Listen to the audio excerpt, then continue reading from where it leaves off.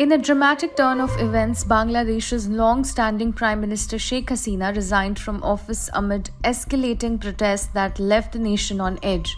Now in India, the 76-year-old leader has reportedly shared an undelivered farewell speech with few media houses, revealing explosive allegations against the United States.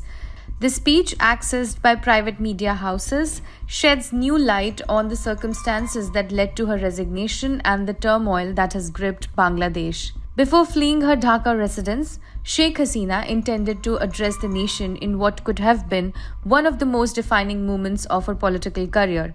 In her undelivered speech, Hasina accused the United States of plotting to overthrow her government. She claimed that Washington pressured her to surrender Bangladesh's sovereignty over the strategic Saint Martin Island and allow the US to assert control over the Bay of Bengal.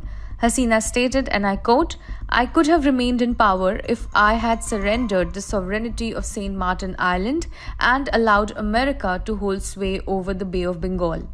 Sheikh Hasina explained her decision to resign, saying it was to prevent further bloodshed. The protests, which began as a student-led agitation against reservation policies, quickly escalated into a nationwide standoff with her government. The reported undelivered speech said, and I quote, "If I had remained in the country, more lives would have been lost, more resources would have been destroyed. I made the extremely difficult decision to exit. I became your leader because you chose me. You were my strength."